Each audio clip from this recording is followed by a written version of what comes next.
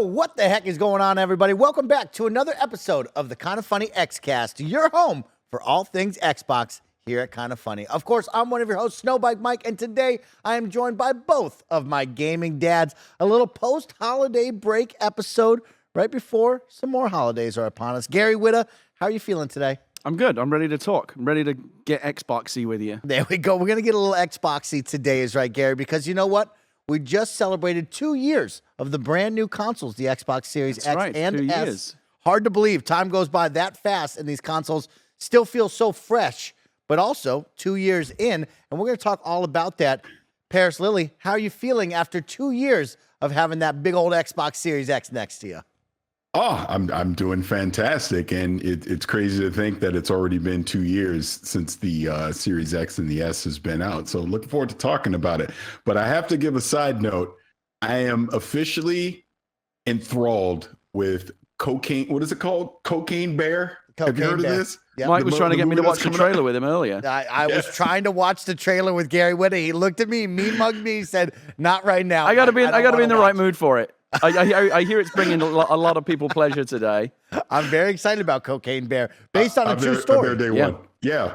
What did he ingest? $15 million worth of cocaine. I can't wait to watch this. It's going to be amazing. I think it'll be fun. Pretty excited about that. And of course, the holidays are soon to be upon us, guys. And that's where I wanted to start off the show with, because the holiday season is here, but it's also award season is right around the corner, which means we'll be talking about Game of the Year, our favorite games of the year, and most importantly, taking a look over at Jeff Keighley's show, the Game Awards, which is, I believe, checking my calendar here, next week. So, Parris, Lily, I wanted to kick it off.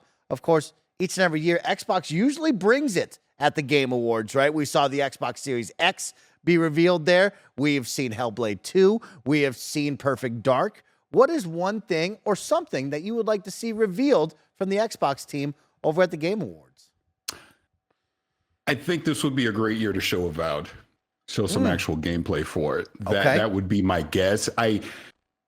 I'm leaning towards we see more Perfect Dark, though. Just kind of the cadence that they've been doing. They showed the X, then it was, Hellblade 2, then Perfect Dark, Hellblade 2 actual gameplay. Now show some Perfect Dark gameplay. I that's what I think would happen. But if there was a game I would want to see them show something, new gameplay would be Avowed. Avowed. Ooh, I like that. We haven't heard much of Avowed besides, Jez Corden, friend of the show over at Windows Central. He said that he has seen footage of Avowed, and we haven't really seen much besides that CGI cutscene that they had to kind of set the tone of the world and where we're at. So Avowed is a good pull right there. And Parris, I want to build off of yours with Perfect Dark. I would love to see Perfect Dark, where the initiative and, of course, Crystal Dynamics are at right now. Maybe a little dev diary is fine for 90 seconds of like, hey, this is where we're at. This is the world. I would like that. But I really want them, Parris, and I know people are going to go crazy in the comments. I want them to wow me with Perfect Dark, and I want this to be a third-person action-adventure game. I want us to step away from the first-person shooter, and I want Perfect Dark to be something different and change up the formula. But I know not many people like that when I say that, Parris. Oh, yeah, because obviously it's rooted in being a first-person shooter, but I wouldn't be upset if it went third person. If it's done right, I have a sneaking feeling it'll stay first person, but obviously we'll see. Again, this is why I show it next week, so then we don't have to debate about it. I'd be excited to see it. Plus, I think honestly, from an Xbox Game Studio standpoint and an initiative standpoint, it would be a huge sign of confidence for them to show Perfect Dark now, even if it's not coming in 2023, which I highly doubt, but just be able to show, like, here's the game, here's the world, be excited for it, and they can continue to work on it. Yeah. Gary Whitta, what would you like to be seen at the Game Awards? I say it every time a question like this comes up, but I would like to get a proper look at Fable. Oh, Gary. All we've seen, one of my favorite Xbox games. I remember playing the original on the original Xbox and absolutely loving it. I think it's also, it's had a great legacy since then. Some of the sequels have been really, really good too. There's nothing else quite like it out there. That trailer they showed when they first revealed it was great, but it was just a cinematic, and we know that cinematics don't really tell you anything about the game that's coming. So I would like to see a bit of gameplay, a bit of what is this thing? Obviously we can have a good sense of like what it's roughly going to look like because we know what a Fable game looks like. Yeah. But I want to see what a next generation Fable game looks like. I like that, Gary. I would be very excited to see what Playground has up their sleeve with Fable. Of course, you can watch live anytime we record the Kind of Funny Xcast if you support us over on Patreon, either Patreon, Kind of Funny, or Kind of Funny Games. And right now in the live chat, one of our best friends, Randy, writes in, I would like to see if they show us more on Redfall. And Parris, could this be a perfect moment to maybe show Redfall release date?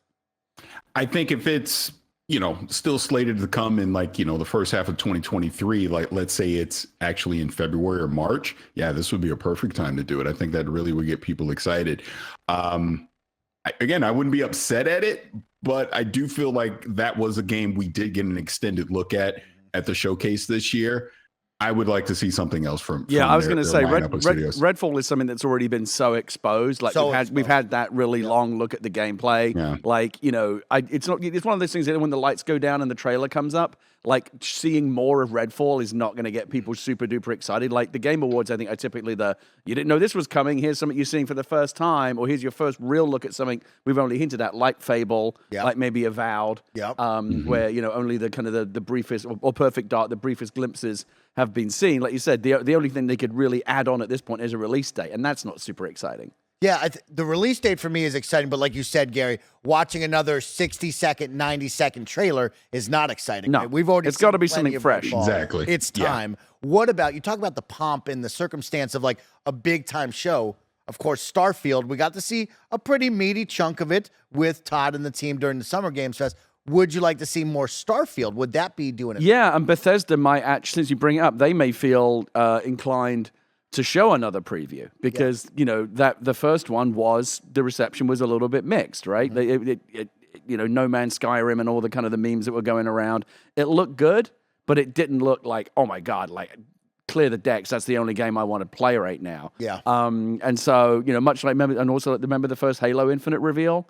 Underwhelming. There's been a history of these big games having these underwhelming initial reveals, but then they come good down the road. And so the hype for Starfield is going to be there, and they did already show an extended look. So even though we were just sort of had Redfall and Starfield to the same extent has already been exposed, but people are excited about Redfall, and the expectations aren't as high as for Starfield. Given that first reveal was a little bit like people were like, yeah, sure, as opposed to, oh my God, give that to me now. Maybe there's an opportunity for another better trailer that showcases the game and gets people more hyped. Yeah, more hyped. Maybe a live orchestra set over the trailer could be cool at the Game Awards. It's all about the production values of the Game Awards. I'm going to throw a couple more at you, see how you guys feel about this. When we talk about the Game Awards, you guys bring up, we kind of know the games and they kind of give us a little more teaser. What if we get into the unknown? Let's say Compulsion Games shows up and we finally get to see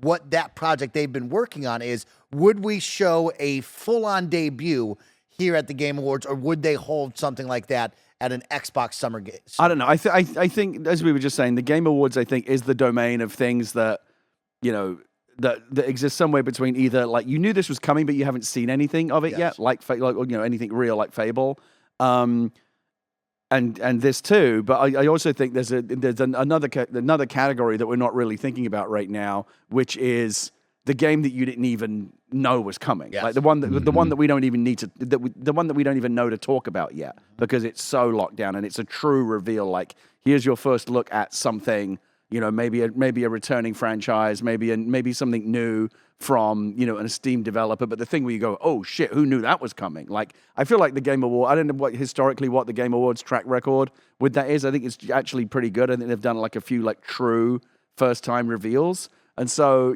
on the first show back after the Game Awards, I suspect we will be talking about the reveal of things that we don't even know exist right now. Oh, I'm excited about that, Gary. Yeah. How about this one, Parris, for you, chucking it up there on something we don't know, In Exile. We've seen some teases from the team on what could be the next project. Of course, no name, nothing that you can actually see, just some Twitter emojis.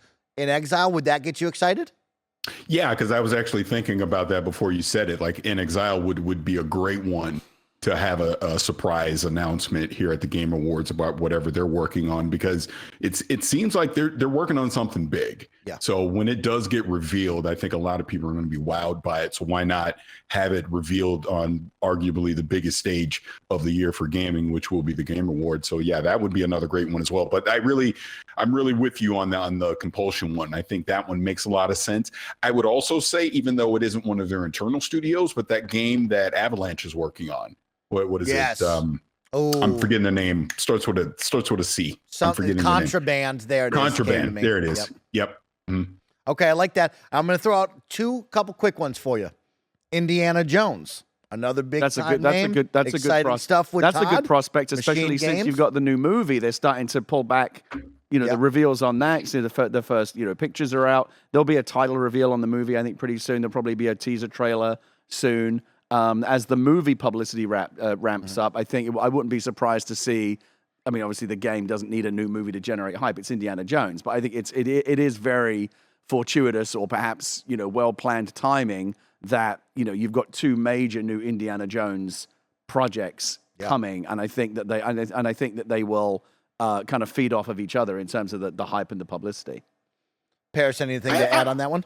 Yeah, well, first and foremost, I don't know if either one of you got a chance to listen to that Todd Howard interview on Lex Friedman's podcast. It was 3 hours long. He talked about everything from Starfield, Indiana Jones, Fallout, Elder Scrolls. There's a ton of information that came out of that. But he did talk about Indiana Jones a little bit and just his involvement with it. And it looks like he's more involved than I realized with the development of that game. And he did say it was going to be borrowing from a few different genres, which is pretty exciting to see. But I know this is an Xbox show, but I would imagine when Indiana Jones is revealed, that'll probably be a Disney thing. Since they're the one, the Lucasfilm Games, I believe, right, is the overall publisher, I guess, whatever you want to call it. But I think that happens when Disney wants to show it. And maybe it's like a D23 kind of thing. Yep, yeah, exactly. Yeah, I dig that. Yeah, more tied in with the movie, I would imagine. Okay, my final one, I'm just throwing it out there into the universe like we always do. Machine Games. Wolfenstein 3. Oh, There's my God. still a story to tell. Don't do There's this to still me, Mike. more to Don't do. do it. Barrett, I have to channel you and Blessing and just God. put it out there. Please. And Please. don't talk to me about Youngblood. We don't talk about Youngblood, but we Yeah. talk about Wolfenstein, and we just want Wolfenstein. Those Trilogy. games are so much fun. It's so much fun, yeah. Gary. Come on. And so a lot of games that we could look at on the slate of the known to unknown quantities and say, what could be? And hopefully Jeff Keighley and Team Xbox bring some really great stuff for us. And on top of that, of course, awesome awards, right? We get to celebrate those who create the things that we love in the video game world. And that's why I really love the Game Awards. I love the acceptance speeches. I love seeing the team's faces. I love seeing the team celebrate all around the globe. Yeah, it's a lot of glitz and glamour. Yeah, I think it's something special, Gary, I think it starts with Greg Miller's acceptance speech back in the day in 2015 with his Trending Gamer Award, right? And then onward, you take note, right? You pay attention to those faces and those names. And we've been really privileged here on the Xcast to bring on a number of developers and get to celebrate their hard work and accomplishments. And that's what I really love on that one as well. Yeah, it's a fun show. I've never been because Keighley won't invite me because we have that long-standing. You got a beef, yeah. Got that beef. You got a beef. You got a beef with it. Got that About beef. It's really big. Got that beef. And you know what? And you know what? And if he did send me an invite, I'd tell him where he could shove it. Wow. Okay. Well, you heard it live on the Xcast right there. Gary Whitta letting you know. Jeff Keighley, me and Parris, though, we'll take invites all day. Well, Gary, you can have mine. Well, I will be going to the Game Awards, and I'm super excited to be going. This is my third time being able to go, so I'm looking forward to that. Again, Mike, just take Greg's pass. Who cares if Greg Miller goes? Just go. It's my turn. And then finally, before we get off of that, as someone who has really loved Elden Ring all year long, I do hope that we see From Software bring an Elden Ring expansion tease. That would be something really awesome to end the year and keep the hype for that game going into 2023. I will. Okay. After I finally beat this game. Exactly. Okay. I'm trying my best. Guys, let's get into it because we got a great show. It has been 2 years of the Xbox Series X and S consoles, and we are ready to give you a small review on where we stand after 2 years of these consoles being out in the wild, and of course, all of you, hopefully, getting your hands on them. And if you haven't, we're going to tell you where they stand on if you should splurge this holiday season or not as we head into 2023. But of course, this is the Kind of Funny Xcast. We post each and every Thursday at 6 a.m. West Coast, Best Coast time on youtube.com/kindoffunnygames and, of course, on podcast services around the globe. And speaking of podcast services, you two, I want to give a big shout out to all the Kind of Funny best friends who have been tweeting at myself, Gary, Parris, Barrett, and the whole Kind of Funny crew. Spotify Wrapped has now come out for your 2022 listening season, and a number of you have shared that you enjoy the Kind of Funny Xcast or Kind of Funny product or even Gamer Tag Radio or maybe Gun Dog out there. But of course, thank you all so much for sharing that with us. We are so happy to be a part of your lives, and we are blessed to have you watch and listen no matter where you are. Thank you for sharing those with us and encouraging and having some fun with us each and every week on the Xcast. It means the world to me, and I know the team.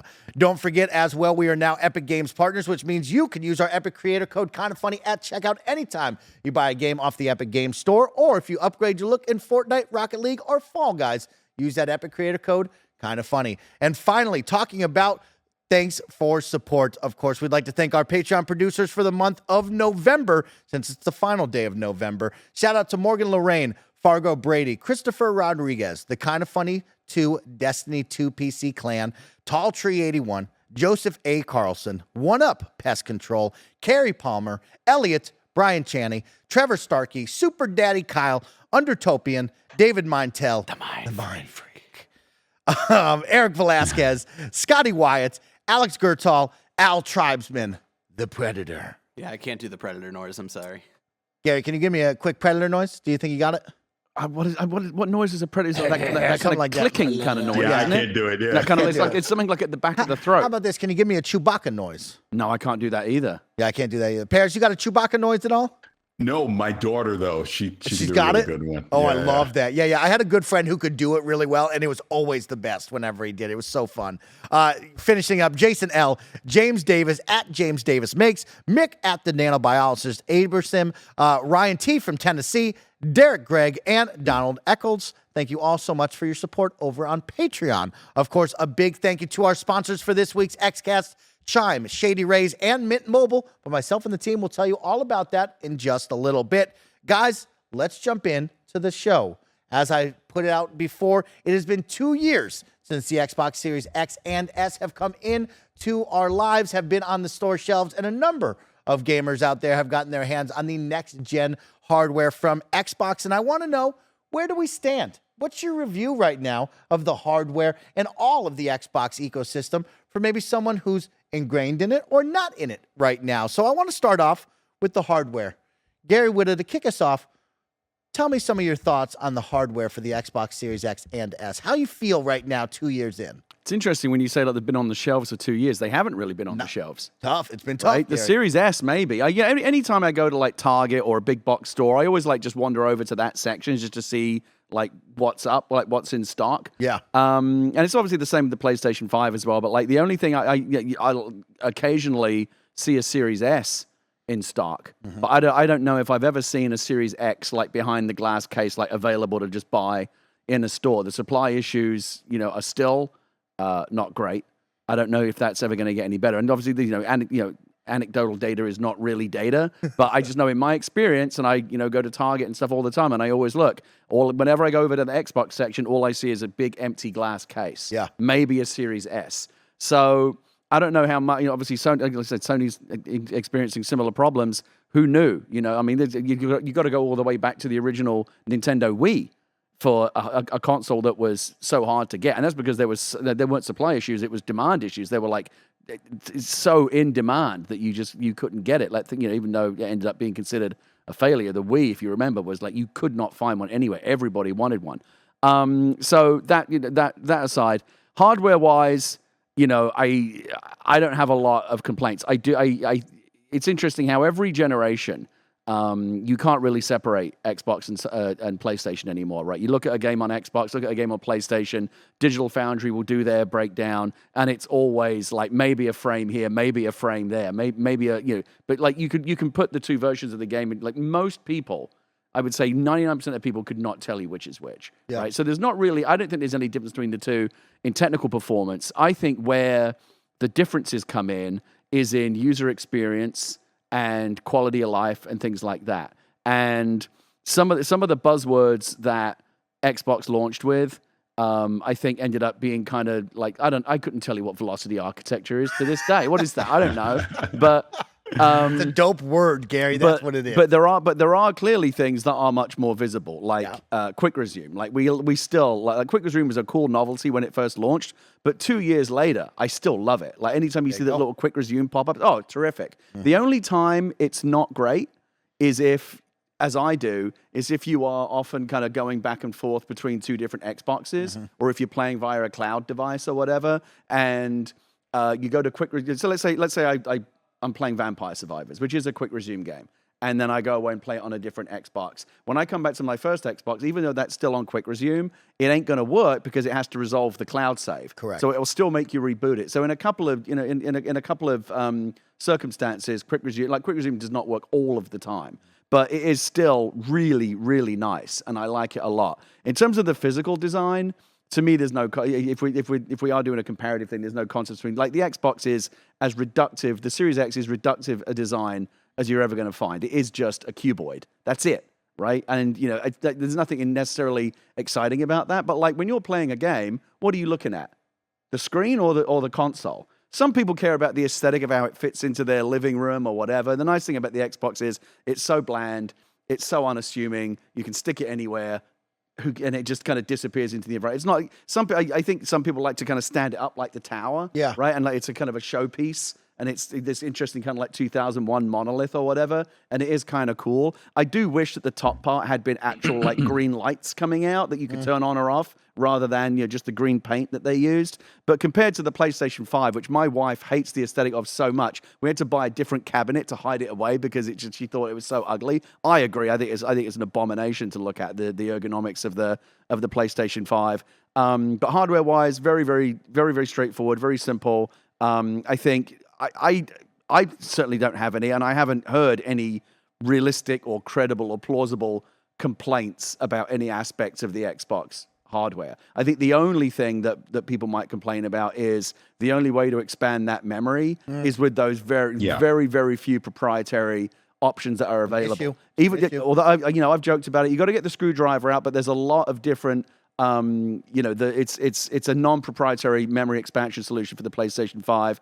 For the Xbox, even though it's brilliant, plug it in, boom, you're done in 1 second, and you've got like an extra terabyte. Those prices will eventually come down, but for right now, if you are looking to expand the memory on the storage on your Xbox, it's expensive. Yeah, totally, Gary. Those are some good points right there. I love quick resume still to this day. I really value that one. And yeah, the storage is something that I'm going to bring up. I do think the storage is a big issue, right? We heard that they are going to expand it to others to allow them to start creating these expandable hard drives, but we haven't seen them yet 2 years later. And we're still doing the dance of, well, everything's on the new SSDs, which we all really like. Yep. The super fast load times. Yep. The game boots up, the console boots up, right? But now you have this dance of, you only have 1 terabyte, so you're either going to splurge. And it will fill up fast if you want to keep a lot of games on deck. Gary, I just looked at my hard drive. You have those throwaway games that are always on there, but NBA 2K, 120 gigs, right?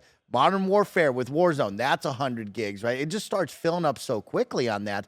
And like I said, you have to open up the bank and bust out the wallet to even buy any sort of these expandable cards, which are way too much money right now. And then you do the dance of, okay, well, you can plug in the USB hard drive if you like, but now you need to pull them back and forth. It's not going to be the same. And transferring is still, as much people say the transfer speeds are fast, they're not as fast as just turning on the game. They never will be. I just want the game to I will say, once, if you are willing to spend the money, once you plug that little thing into the back of the Xbox and expand the memory, as I did, because I'm a sucker, I went and bought the expansion card when the Xbox Series X first came out.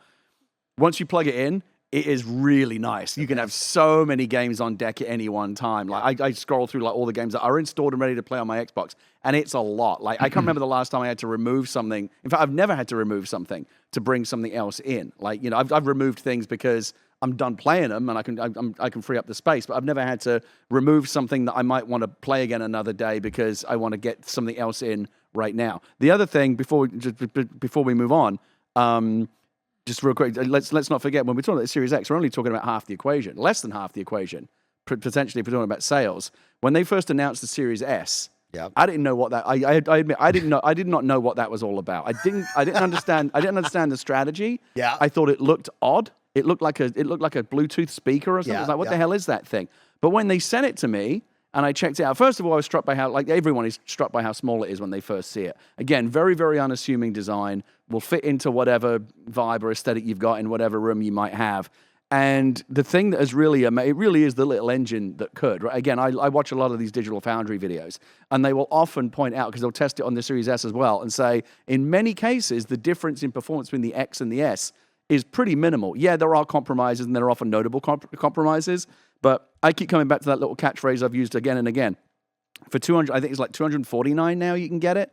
The best console for most people. If you don't care about super high-end performance, if you're not one of these Digital Foundry pixel counters, if you don't care about, if you don't necessarily care about 4K, most people don't even have 4K TVs. For most people, it is an incredible value. My big strike against it, because we were just talking about storage is just not good enough. And if there is an upgrade that I would like to, there's two new, I'll talk about the other one later, but if there's two SKUs that I would like to see Microsoft add to the hardware family, and one of them is an upgraded Series S with 1 terabyte of storage. If they could get 1 terabyte of storage in there and keep the price the same, which maybe they will do as, inevitably component prices come down, that would be an absolute, there's no caveat. So I would recommend the Series S to you, but I would say, but with the caveat, you're going to be juggling games because 512 gigs is going to, like you said, Modern Warfare or whatever, that's like 150, like right off the bat. You're going to, you might only have like 3 or 4 games on your console at once, and you're juggling all the time.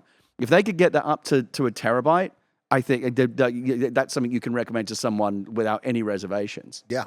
Parris, I want to talk hardware with you. Where do you stand 2 years later? Of course, you are our guy, Parris. You got all the consoles. You got all the big stuff in that powerful PC of yours.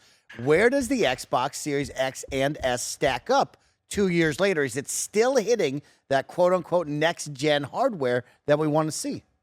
Yeah, it's interesting because, again, I don't want to repeat a lot of what Gary's already touched on because I think he nailed it from a hardware standpoint as far as what the X and the S can do. But when you look at it 2 years out, the pandemic obviously was a huge issue, especially when we talk about the S with, being able to add additional storage at a reasonable price. The prices are still pretty inflated for that additional storage. But I was lucky enough to interview Jason Ronald right after the launch of the X and the S, or what's right before, it doesn't matter, but it was around the time of the launch. And the thing that ultimately sold me on the S was the fact that it's the same CPU as the X. It's basically less memory, obviously less storage, but it's the same exact CPU. And that allows them to do all the quick resume, the fast load times, everything. So to Gary's point, I mean, having an S in my house, and ironically enough, I was over at Danny's house right after launch, and he had the S. I didn't have it at launch, and I'm at his house, and they had the S, and we were playing like Tetris Effects or something like that, and I think we were playing Destiny 2 as well, and that's what sold me. I go, well, this is just like the X at home. I'm just playing it at 1080p. Other than that, there's really no difference. That's what sold me on it. I went and bought one the next day, got for my kids, and it's the most played thing in my house. Even more so than the X. I mean, the X obviously is a powerhouse. There's no doubt about that. I mean, when we start getting these games like Forza and Starfield and Hellblade 2 and all the rest in 2023, I mean, the X is truly going to shine in that aspect from a 4K, fidelity standpoint. But definitely don't sleep on the S. The only knock that I can put on that S right now is, as Gary already said, that 512 of storage. I mean, you will run out and have to juggle things around, but if they get that 1 terabyte 1S in the market and they can keep it around that $299 price point or less, I mean, that thing's going to fly off shelves for sure, because if you don't care about 4K, it's a fantastic console. I will say, if you're someone like me, I use my Series S a lot for through Game Pass, like playing a bunch of old school games and stuff like that. And if you're not, as long as you're not doing like the next gen kind of games, like the storage space you can have a lot of fun with and stuff like that. Because I feel like I've got like 10 10 to 15 games on that thing. I'm not worrying too much about storage and stuff like that. So, yeah. Yeah. Hey, it's my Vampire Survivors machine. Yeah, right it's like my I'm not old school complaining. Star Wars. Yeah. Like I've got like episode 3 downloaded on there and stuff like that. And yeah, like you guys are saying, it's like, you know, it's not the fidelity thing. I have it in my living room for like our kind of smaller entertainment center. The PS5 lives where I have my 4K OLED, and it's honestly perfect for that. So yeah, I love using the Series S to kind of play old school games and chill out. If you think about it, there isn't anything yet, and I'm sure Microsoft have a rule that they would never do this. There isn't anything that will like you can only play this on the X. Like we just can't do this on the S. Or again, maybe someone can write in the comments and let me know if I'm wrong, but I'm not aware of anything that like runs badly on the S. Like don't even like it's out on the S, but don't even bother getting it. Like I'm not even aware of it. Like anything that falls beyond like what you consider like an acceptable quality barrier. I don't think like again it doesn't run as good as the X, but it runs plenty good enough. And that's the thing. Yeah. I mean, the fact that it has the same CPU, that's the big thing about it is you don't have to worry. As soon as I heard that, I go, okay, this isn't going to hold things back if you're not trying to play it at 4K. If you're playing it at 1440p or 1080p, this is going to be able to push games similar to what the X would do at 4K. So yeah, it's a phenomenal machine. And I was definitely skeptical about it when I first heard about it, but you know, getting one in my home, it's absolutely sold me on it. And here we are 2 years later. Like I said, it is the most played thing in my house without question. Now, I was going to say, going back to because it combines a couple of things, going back to the storage issue. And it being, the storage being expensive and there not being enough in the S. That's the problem. There's not even like an upgrade path to fix that problem, right? You buy the Series S for $299 or maybe $249 now because they've got this holiday deal going on. But if you want to upgrade the storage, because there's only a handful of these proprietary and very expensive options available, you're looking at another couple of $100 to plug in the storage, get it up to 1 terabyte or more. And at that point, you may as well have bought a Series X. Might as well have the X. That's right. So my only reservations on the S before I get into some of my positives, of course, without the disk tray, right? We talked about the disk drive and where that stands of, oh, you're saving the money, you don't have it there, it's all digital, right? There's a number of backwards compatible games, of course, if you're a fan like me going back to the old school, that you can't play without the disk tray, right? Now, this make or break? Of course not, right? No, it's a trivial issue. It is one of those things where I wish I could be able to play 50 Cent's Blood in the Sand on this console, but I can't because it has a good choice, by the way, in the disc tray, right? And so one of our best friends Travers wrote in and says, hey, Gary Whitta, Parris, Lily, and your boy Snowbike Mike, do you think we will ever see a disc drive down the line for the Xbox Series S consoles there? You talked about upgrades, Gary. You talked about what you'd want to see. Do we ever see a portable disc drive like they did with the Xbox 360? And what was that, Parris? Was that Blu-rays back then when we were switching over from DVD? HD DVD. I bought one of those. It came with the King Kong. It came with the King Kong movie on HD DVD. Yes. So do you think we'll ever see a disc drive somehow, some way? Because we heard it in the first year of, hey, there's a number of us that have these games on disc, but we can't play them for backwards compatible. No, I don't think so. I think it's a solution to a problem that no one's really bothered about. Like I said, it's a on the margins issue. Plugging in a disk drive, I just don't think there'd be a market for it. It's an inelegant solution. Like, who wants an extra component, with a wire hanging out and that whole stuff?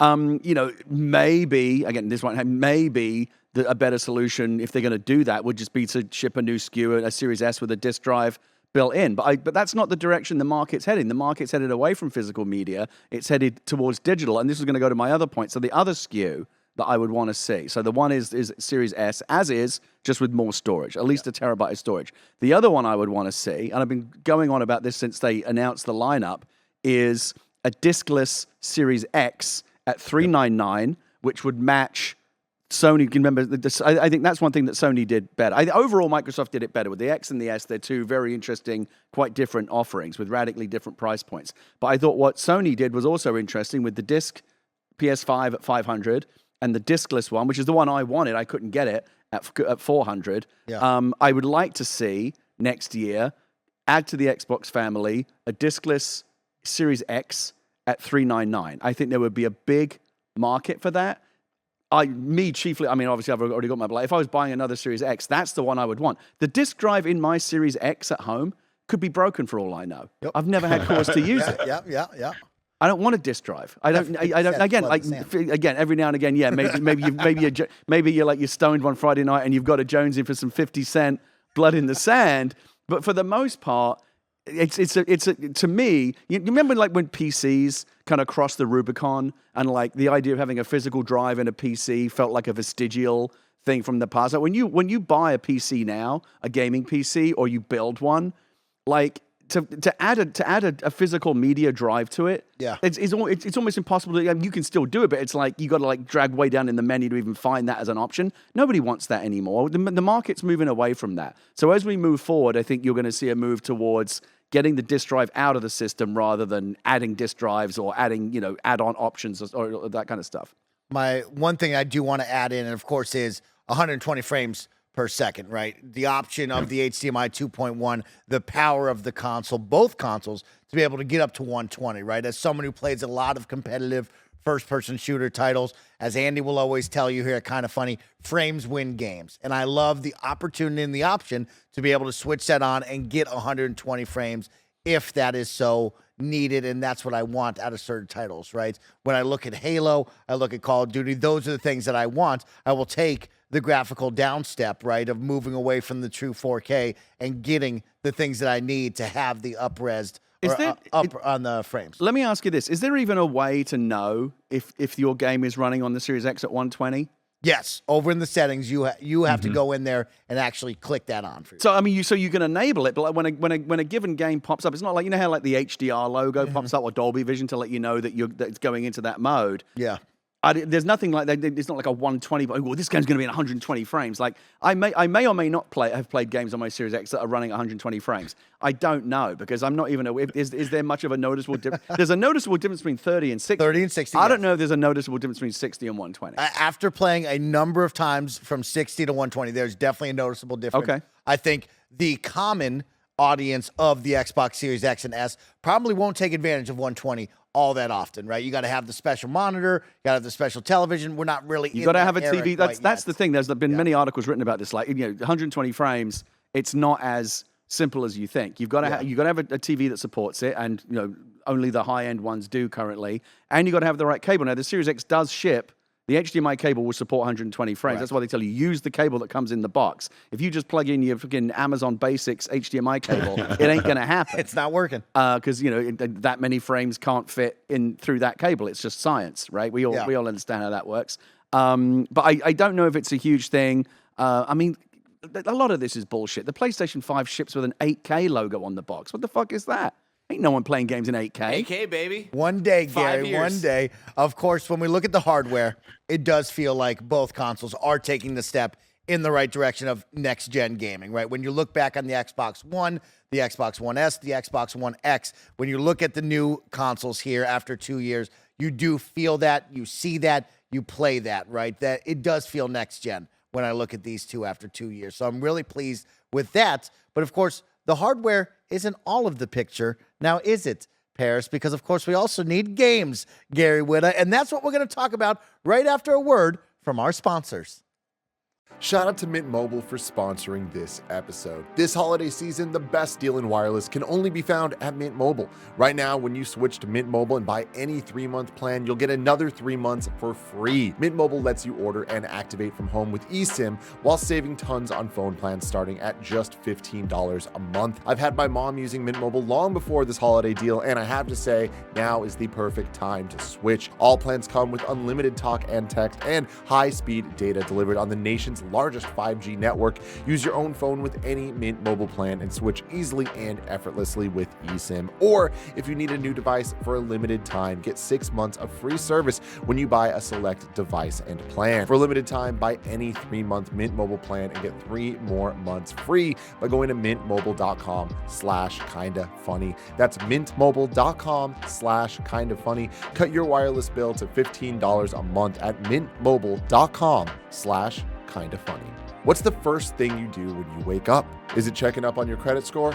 I don't think so. At Chime, that's exactly what they do. With their secured Chime Credit Builder Visa credit card, you can start to build credit with your own money. Their members see an increase of 30 points on average. So start your credit journey with Chime. Sign up takes only 2 minutes and doesn't affect your credit score. Get started at chime.com/KFgames. That's chime.com/KFgames. The Chime Credit Builder Visa credit card is issued by Stride Bank, N.A., pursuant to a license from Visa USA Chime checking account and $200 qualifying direct deposit required to apply for the secured Chime Credit Builder Visa credit card. Regular on-time payment history can have a positive impact on your credit score. Impact to score may vary, and some user scores may not improve. Out-of-network ATM withdrawal fees may apply except at MoneyPass ATMs at 7-Eleven or any Allpoint or Visa Plus Alliance ATM. So again, start your credit journey with Chime. Sign up takes only 2 minutes and doesn't affect your credit score. Get started at chime.com/KFgames. That's chime.com/KFgames. Shout out to Shady Rays for sponsoring this episode. Look how cool I look. You too can look this cool without breaking the bank this holiday season. Shady Rays is an independent sunglasses company that gives you the features of $200 shades for a fraction of the price and a fraction of that price during their biggest Black Friday sale ever. The best part about Shady Rays is their insane protection program featuring lost and broken replacements. If you lose or break your shades on day one, they told us that they will send you a brand new pair, no questions asked. Dropped in the lake, off a cliff, anything. If you get the wrong style for yourself or someone else, no need to worry. Avoid the hassle and the forced thank yous with free 30-day exchanges and returns. You will either love the shades or Shady Rays will pay to ship them back. Act now for the best Black Friday selection. Redeem only at shadyrays.com, where you can find all their newest and best shades. Redeem only at shadyrays.com, where you can find all their newest and best shades. All right, everyone, welcome back. Thank you to our sponsors for another week of KindaFunny Xcast content. Of course, we talked hardware at the beginning. It's been 2 years of brand new consoles, and that means games. And we had an interesting year this past year. We had a great year the first year, some may say. We stand in a different kind of period here where Game Pass reigns supreme. Man, third-party partnerships have really carried some of these months and moments for us. First party, some people would say kind of lacking this year, maybe even last year. But, Parris, Lily, I'm going to kick it off with you first. Let's talk games these past 2 years for your Xbox Series X and S consoles. Where do we stand on the games when we talk about our review of these past 2 years? I'll put it into a letter grade and say we're at probably about a C-. Okay. When it comes to, and I'm speaking strictly Xbox Game Studio games, not third-party stuff that you can play on other platforms. When you think about what you're getting directly from Xbox, I mean, Psychonauts 2 obviously was great. Forza Horizon 5 was great. You know, we just saw a game like Pentiment that just came, you know, from their internal studios. Your mileage is going to vary with Halo Infinite, as we already know. So, you know, when we go back to 2020 at the reveal and we saw the games that they hinted at, the only one that we've gotten is Halo, I believe. I could be mistaken on that, but it just goes to show you the lack of titles that they've had from their internal studios, you know, the past couple of years. We obviously have talked, you know, ad nauseum about what we know is coming in 2023 and beyond. But when we just look at the first 2 years on its own, there's definitely been a lack of games from their internal studios, 100%. They know it, we know it. It's been a huge gap for them, and you know, as we go into year 3, it's something they definitely need to remedy. Gary, let me break down some of the games that we got over these past 2 years from our first-party studios, of course. For everybody out there watching and listening, please add to the comments, correct me if I missed anything, but this is what I got on my tracker right now. In 2021, you had Halo Infinite, Microsoft Flight Sim, Forza Horizon 5, Psychonauts 2, Age of Empires 4, Sea of Thieves, A Pirate's Life. Then in 2022, we had Pentiment, Grounded, Deathloop did come to the Xbox platform, Top Gun Maverick Flight Sim, Forza Horizon Hot Wheels. Gary, Parris gave us a little grading on that. Where's your grade fall when it comes to first-party turnout? I was thinking along the lines of a different scale. Overall, I would give it a 7 out of 10. Okay. Yeah, 70%. Yeah. Now, Mike, you got to do the kind of funny scale when you give yours. I will. Yeah. I think absolutely it could be better in terms of first-party exclusives. Phil Spencer's admitted as much. I think it's been a little bit underwhelming the first couple of years. I will sit here on an Xbox podcast as someone for whom the Xbox is my preferred platform. I play my Xbox much more than my PlayStation 5. PlayStation 5 has better first-party exclusives, and it's not close. I'll admit that. I'll happily give you that one. Sony, again, whether it be God of War, Uncharted, Last of Us, Spider-Man, they've got better first-party exclusives. Microsoft has very little that can compete in that space. And I've said all along, that's an area where they really, really need to step up their game. Now, you throw in Game Pass and all the indies and everything else, that's closer to a 9 or a 10. Who's going to complain about Game Pass? There's so much good shit there. Right. And if all, this is the thing, we talked about this many times, especially with Game Pass. If all you care about is AAA, that's fine. Go get a PlayStation 5. You probably will be happier there. If you care about the whole world of games, and Parris and I, Vampire Survivors is my game of the year. Absolutely 100% my game of the year. It's one of the best games I've ever played. Parris has fallen in love with it as well. But it's not just because of the nature of it, because it's this weird little 8-bit looking, $3 game on Steam that came to Game Pass. People don't take it seriously. It's it got shut out of the Game Awards. I think that's outrageous. You look at Cult of the Lamb. It got nominated for best debut indie. It should have been on the big boy list for overall game of the year. Don't get me started, Barrett. I'll get you started. Cult of the Lamb. There's been some, and again, we could go all day. Remember Parris? Remember Rain on Your Parade? Like all these little delightful games. Yeah, I love that all game. these little delightful games. My kid still plays Rain on Your Parade. She's been playing the DLC. So many delightful indies. So here's what I would say. I think it evens out to a 7 out of 10 because it breaks down into two categories. AAA, I'd honestly give it a 5 or a 6. Okay. Game Pass, I'd give it a 9 or a 10. Okay. Even it all out, it comes out as like a 7.5. I like that, Gary. I like that. And that's what I wanted us to talk about is because, yeah, we can touch on the first party turnout, but also you have to add in Game Pass. And Sarah Bond and the team out there that has done these partnerships have done an incredible job getting us a lot of day one. The game is releasing here. This is not a first party studio. It's on Game Pass and on that service. And we've gotten some really great games on that. So I'm glad that you're bringing it all together because when I look at this list, Forza Horizon 5 was absolutely incredible. That's probably the flagship title on the Xbox right now. Psychonauts 2, we all loved, right? It's awesome to see Age of Empires come back. Sure, it was on PC exclusive. It is coming to console here next year. Pirate's Life was really, really great. Halo Infinite was great. And then it's just been quiet, of course, after all of that. But when I look at my Game Pass, oh my gosh, Gary Whitta, you said it so well. XO1, unpacking. XO1's incredible. Unpacking. You suck at parking. Outriders Day 1. We weren't going to buy Outriders, but man, did we play a bunch of things. I'm going to shout out another one that got overlooked that's also on Game Pass, Tinykin. That's where I played it on my Xbox. I'm going down to Nobody Saves the World. We talk about these indie games that we love. Nobody Saves the World was there. A big one. I mean, we all can agree. Personally, I know you'll back me up on this one. The partnership to get MLB The Show on Game Pass, it was get a big out deal. of town. Yeah. Day one on the Game Pass. We're not spending $60 or $70 for one of the best sports sims on the planet. Come on now. So this is why I would say again, if someone was asking for me to recommend, so I want to get a next gen console, I can get a Series X or a PlayStation 5. I wouldn't just like make a blanket recommendation. I would ask them, what they're interested in, and I would concede like, if you like the big, cinematic AAA, mega AAA experiences like Last of Us, Spider-Man, God of War, Uncharted, PlayStation. Yeah. But if you care about the entire universe of games and everything that's out there, get an Xbox and a Game Pass, and you are set for life. Yeah, exactly. And that's the thing. And that's the thing about it.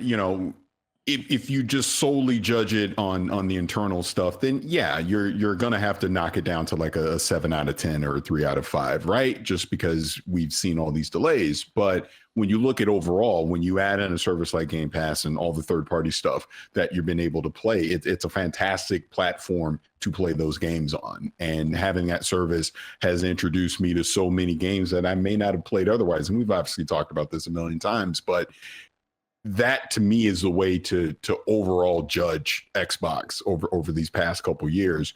If you own an Xbox, have you had fun playing games the past couple years on Xbox? Yes, 100% I have, because of the entire lineup. And like you said, what Game Pass and what Sarah Bond and her team has done to with partnerships to bring a lot of stuff there day one, it's been phenomenal. So, I mean, I'm definitely not complaining, owning an Xbox, that's for sure. Yeah, definitely. And, to put a positive spin on it, I think that in the years ahead, the generations last longer now. Console generations used to last 5 years. Now they last closer to 10. So 2 years in, we're still kind of in the infancy of these consoles. Microsoft Phil Spencer knows that that AAA deficit is an issue. Why didn't they spend all that money on Bethesda? Why did they spend all that money on Activision Blizzard? Because that is a way to hyperspeed their way to some kind of parity in the AAA exclusive space. And I think in the years ahead, you're going to see that gap narrow. Yeah, we've talked a lot about Xbox needs the games. They don't have the games. They got the studios, but the games aren't here quite yet. We keep talking about 2023 and beyond, but it's not here in the present day. No, if you're right, if you're looking at the last 2 years to date, the big AAA exclusives have been underwhelming. But again, Game Pass to me makes it up and more on the other side. Yeah, but you know something, because I mentioned Todd Howard doing that Lex Friedman podcast and him talking about Starfield as an example, right? That was a game that they were pretty confident about 11/11/2022. We should have already reviewed it and played it, right? Yep. But he talked about why it was delayed, and he's pretty honest and straightforward about it in saying that they probably could have made the date like in years past of Bethesda. They probably could have pushed it and been confident, like, all right, we can make this date and do what they needed to do. But instead, now being a part of Xbox, they decided, let's take more time. This needs more time. Let's make sure that we get it right. We live in a post-cyberpunk age, right? Where we would hope that people have learned the lessons of that. And I think they have. I think Phil made even though we were all disappointed at the time, made the right choice to delay Halo Infinite. They delayed it for a year, and it was still undercooked. Yeah. Right? There was still a bunch of stuff that wasn't there. No campaign co-op, no, minimal modded. The modded player was great, but not enough of it to sustain interest, which is why they ended up getting into trouble. And only now I think are starting to catch up with Forge and some of the other stuff that they're doing. It was a big issue. And I think you look at what happens when you prioritize a date, as they did with Cyberpunk. And it's only now that the Cyberpunk narrative is starting to turn around. You'll notice that people are saying, after so many patches, people are finally saying Cyberpunk is the game that it should have been at launch. That's true, but it should have been that at launch. That's what you have the right to expect, is a properly polished, finished game that performs well and has all the features that have been endlessly hyped all along. So, we're not here, rending our garments because Starfield, like you said, Parris, right, it should have been out by now. But it's not like the world came to an end because it didn't come out. It will come out when it's ready. And then, we've given them the time and we'll be able to judge them, the game on its merits, rather than saying, it's missing a bunch of stuff. But, hey, no one ever says this, right? Oh, the game sucks, but at least it shipped on time. No one cares about that shit. Yep, never. Let's end this one with the games. I think this is a pretty good question coming in from DJ Brad Chill. He writes and says, "What's good, guys? 2 years in, and we're facing a solid amount of known quantities in games to come from Team Xbox. But for y'all, which ones this is capital have to be successful?" Gary Whitta, when you talk about a delayed game is a good game because it's got the time to cook up and be better, which games in the Xbox library have to be great? I don't think they can afford for Starfield to be anything less than a 10 out of 10. Agreed on that one. I'm telling you, Gary, this has to be a game of a generation. Because not only is it, we talked about this before, right? From there was Elder Scrolls, then there was Fallout, and now there's Starfield, right? You're coming off. This is like the third pillar of those games that are like the Fallout series is a 10 out of 10 classic. The Elder Scrolls series across the board is a 10 out of 10 classic. This has to be on the same level of that, or people are gonna know. And don't forget, also, it's the poster child for this $7 billion acquisition of Bethesda. Right? There's so much riding on it in terms of expectation, in terms of optics, in terms of what it represents for Xbox and buying Bethesda. And Bethesda's not perfect, right? Much like Blizzard, these the developers that in years past have been considered, infallible. Like, I mean, when I used to edit PC Gamer in the 90s, Blizzard was infallible. Look at where their reputation is now. Look how far they've fallen. Bethesda was infallible for much longer, and then it started to slip. We were talking about Youngblood earlier. Fallout 76 was a mess at launch. There's been a big backlash towards Bethesda in recent years. So there's that too. They need to respond to that and say, hey, listen, we've made some mistakes in the past, but when we really bring it, as like when we do with like a brand new, standard bearer franchise like Starfield, we can still do it. We can still be the Bethesda that you remember and love. So there's so much riding on that one. Yeah. Parris, what has to be perfect? So before I give mine, going back to Starfield really quick in that Todd Howard interview, he even touched on that as well. They have an awareness that now that they're a part of Xbox, they have that responsibility to all of Xbox Game Studios.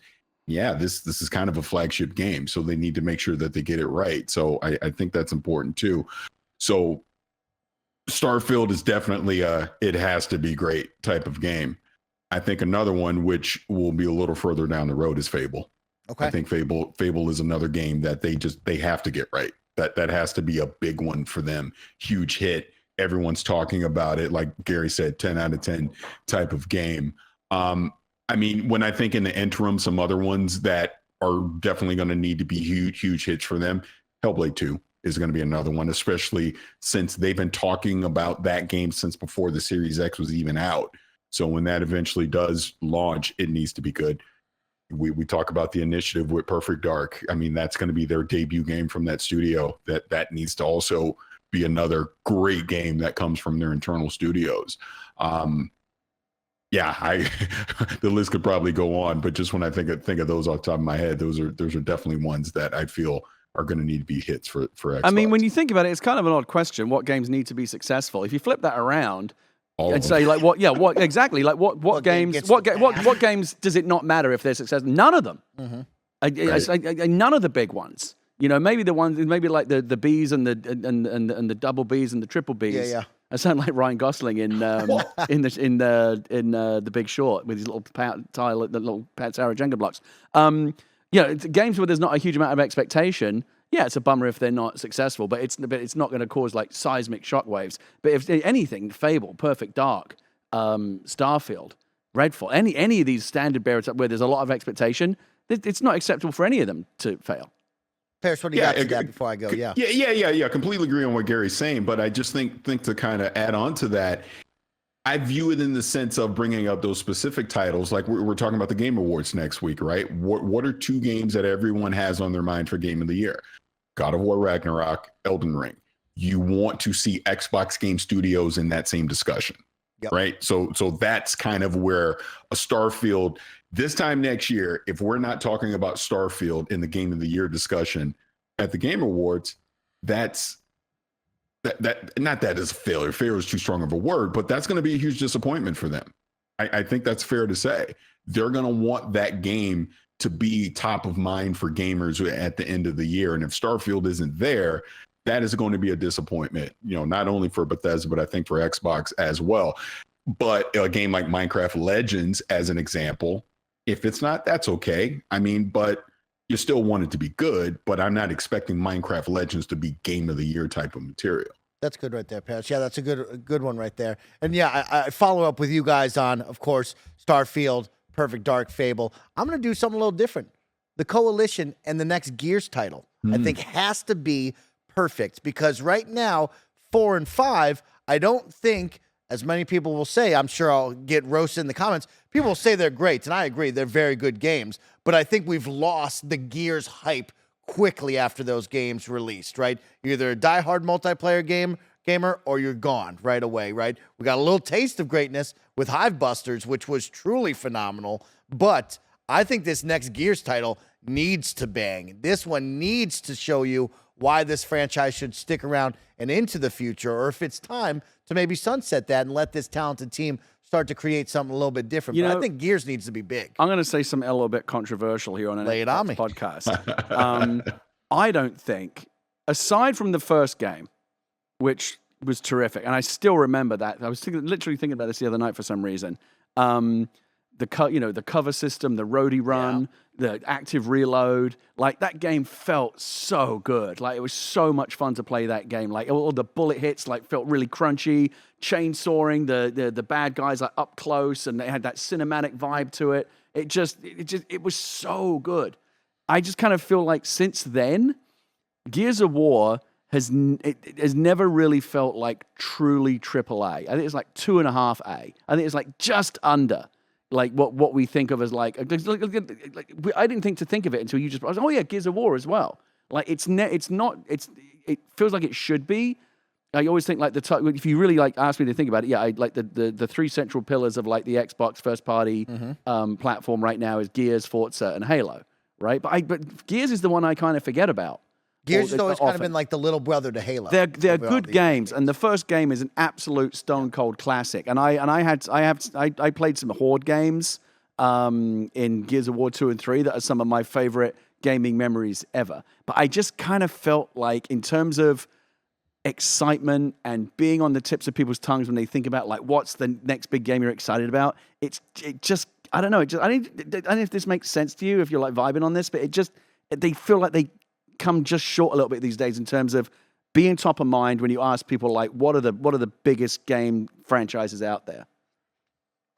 I don't know. Maybe I'm wrong. Maybe I'm going to get shit for this in the comments now. That's all right. Look, after Killer Instinct, I'm not following your lead. I'll tell you that right now. I won't follow your lead fully, but I just let me just go all in. You can clip this one. Nobody gives a shit about Gears of War. Okay, that's an insane statement, Gary. But yes, Gears of War 6 in my mind, when we put the half, when we say have to be successful in all capital letters, no Gears question. 6 has to be successful. It has to be big. It has to continue to push that franchise forward because I don't think that the love from 4 and 5 have been the same since the very No, and this is exactly in a weird way we're agreeing with each other. I think part of the reason why it's almost doubly important that Gears of War needs to come back in a big way is that I think it has been perceived to have fallen off a little bit, and it needs to come back with a statement game that says Gears of War is not only back, but it's back like bigger and better than ever. And that team is talented enough to do that for sure. Let's wrap this conversation up. Of course, we got to talk really quickly about accessories. Of course, when you look at the new Xbox, you got a brand new controller. Sure, it's kind of the same, the Xbox One controller, but it's got the share button that we all love. You enjoy that. Of course, you have the adaptive controller. You have the newly designed labs that has both the standard controller and the Elite controllers. We've now stepped into the Elite controller is the best controller on the market, hands down. It is incredible, and everybody should be playing on that and using those back buttons. We've gotten a brand new Xbox headset that is not only affordable, but has really incredible use of the Bluetooth where it can connect to your phone and the Xbox at the same time to allow you to connect to Discord and so many other things. We are making strides in the accessory area with Xbox that are very, very strong. I'm very pleased with everything. I don't think I can dig them at all on any of the Xbox accessories that I can think of. I'm very pleased with what I see coming out of them. No, it's been really good. Again, why broke? Why if it ain't broke, don't fix it. The evolution from the Xbox One to the Series X controller is almost unnoticeable. Right? Share button, things that you barely even notice. Like it just has a slightly rougher feel to it. Like it's a little bit grippier in the hand. To me, it is the best controller on the market. I like it better. The DualSense is way better than the DualShock for me, but I still like the. And I think the DualSense like aesthetic looks better and has more bells and whistles. The touchpad and the microphone and some really and speaker built into it, and the haptic stuff is way better. But in terms of just like for an everyday controller that you want to have in your hand all day long when you're playing games, to me the Series S controller is the best one on the market. The only thing I'd say about the Elite controller, and it is a fantastic controller, it really feels like a premium item, right? As opposed to like a child's toy, which a lot of game controllers can feel like you pick it up out of the thing and it's like, man, this thing has some heft and weight to it, and you can feel that it's premium materials. That's my only strike against it. I don't know if you've ever noticed this, but like when I would play using the Elite controller for a real long time, like when I was like really hooked on Halo Infinite, I would play it for hours at a time, like long into the night with the Elite controller. Depending on how you're holding it, after a while, I started to feel the weight of it. Like it's heavy. And the nice thing about the Xbox, the basic controller is just lightweight, right? You never feel like it's a chore to hold. After a while, for a really long play session, maybe I've just got like limp wrists or something, but after a long play session, you start to feel like, man, I wish this wasn't quite so heavy. It has a lot of weight to it. Can I recommend you a controller then? Yeah, go on. For all the best friends out there that are watching and listening, if you like the Xbox Series Elite controller, maybe it's too heavy, maybe it's too expensive, check out that Victrix controller that I got, right? That I reviewed here on the Xcast. I believe with you, Parris, we talked about the headset and the controller. That controller I use on my second Xbox, and I love it. It has the back paddles and everything, but it's much lighter, Gary. It has that lighter feel to it, and I'm really, really impressed with the Victrix. I think it's like the Pro something controller. This is affordable, and it has the bells and whistles that I want on the back buttons. I really, really encourage people to check that one out. And the partnerships, like we talked about that on the accessories side, have all been positive. I guess we could add in the memory sticks are too expensive, you know what I mean? But that was on the hardware side. Yeah. But yeah, a lot of the accessories very positive. Parris, what do you got for me while we start to wrap this up? The one I have is because I've been experiencing it the past couple of weeks is Discord on Xbox. Yes. It's so seamless to be able to move back and forth. Oh, that's cool. And Yeah, I just haven't be tried able that to yet. join. Yeah, right on the console. So yeah, I love that. That's to me, when I think about the past couple of years, obviously we talk about cloud and Game Pass and all that. Getting Discord voice chat onto the Xbox console has been a game changer for sure. That's very cool. I need to try that out. Yeah. Just one other thing I'll add since you mentioned it is that official Xbox wireless controller is really good.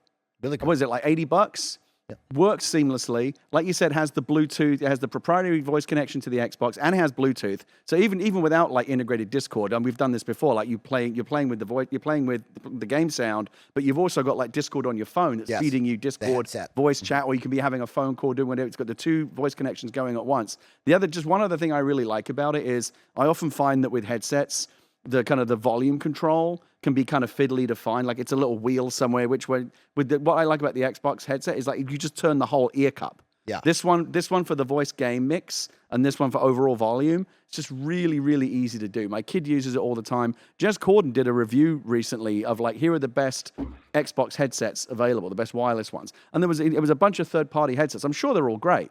But the official one wasn't in. I didn't understand why, because it's really good and it shouldn't be overlooked. Yeah, don't overlook that one at all. And also, shout out to that team.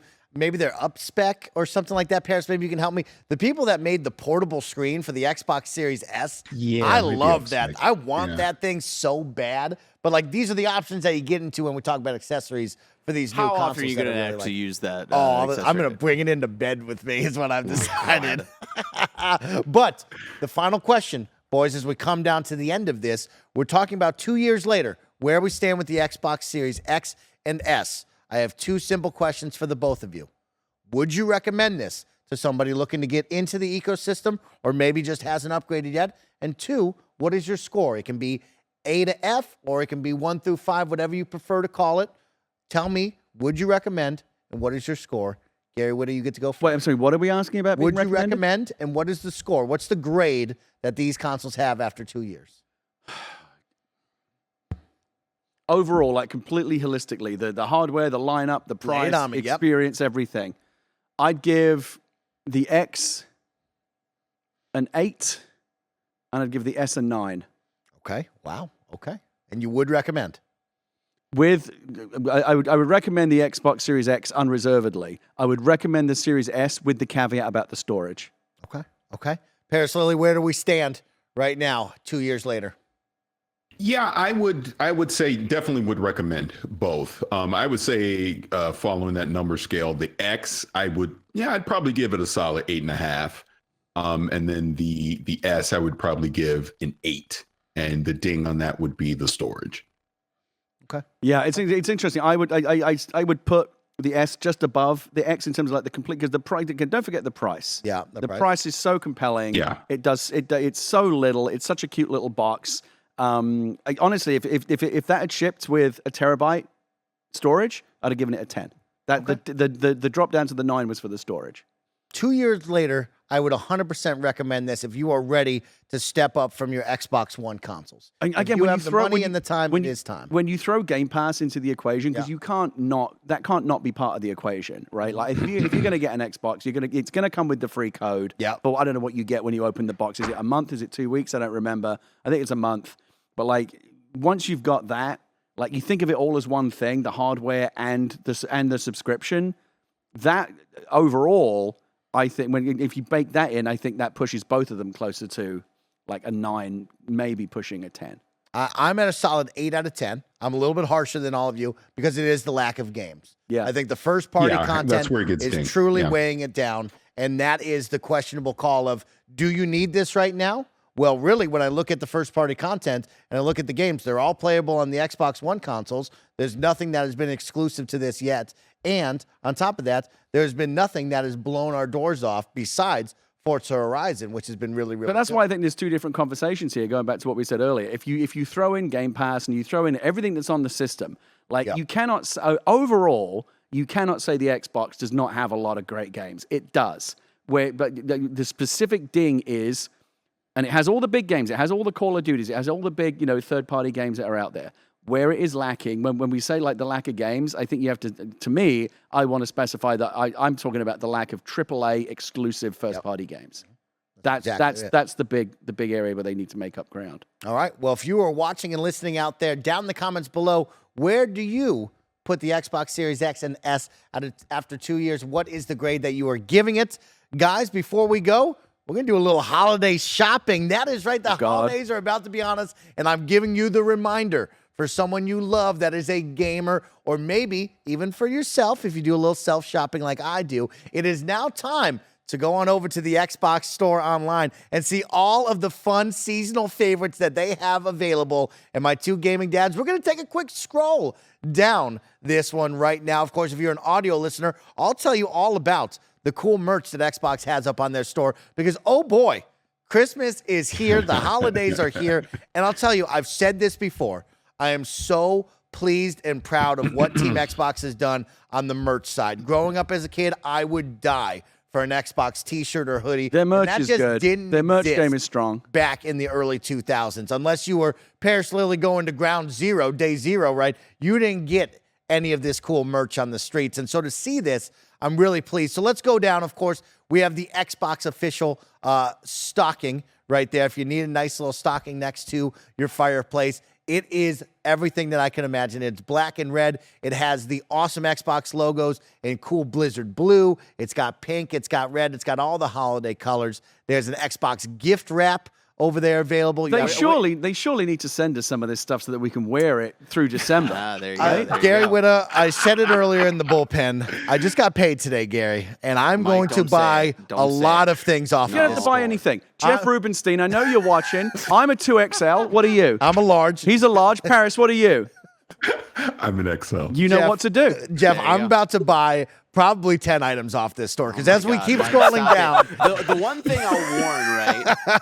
The wrapping paper, super cool. Also at a good price because they could have gone higher than that if they wanted to get like real exclusive with it. The one warning though is because it's all Xbox label, you got to make sure you're packaging that. If you're wrapping this for a kid, that's got to be an Xbox. Yeah. Like I know you're in your head, you're like, oh, that might be cute to gift my a child like one of this Xbox hoodie.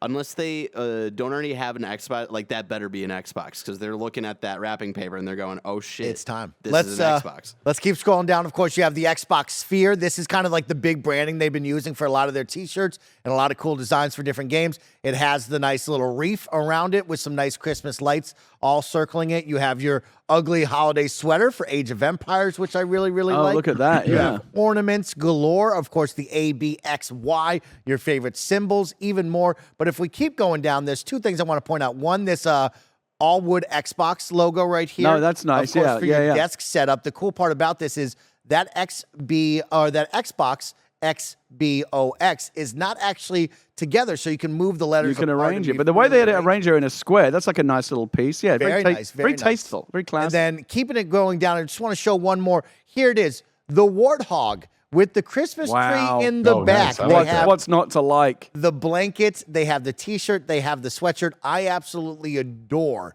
this graphic design right here, and I think it is perfect. And so, for all of you gamers out there or parents of gamers. They have it as a shirt or a blanket. My one thing. Oh, the alarm clock is great too. The alarm clock, incredible. Everything you could want. My one gripe, Mike, and this is someone coming up from my grandpa's. Is that a cheese board? A cheese board. Oh yeah, a cutting board right there. Holy shit! That's mine, pretty Gary. cool. They've thought of everything, Mike. Everything, Gary. They got a backpack. They got a cheese board. Everything. Like, if you've got an Xbox fan in your life, this is the only place you need to go Christmas shopping. I wish I could time travel back and be a 13-year-old right now. I'd put this on all of my lists. This is all I want. Being raised by an ornament aficionado like my grandfather, I will say I feel like the ornament's a little too basic. I would have loved like an actual tiny little Xbox Series X or S where you have you press a button and it makes the little sound. I think that would have been something nice to go above and beyond.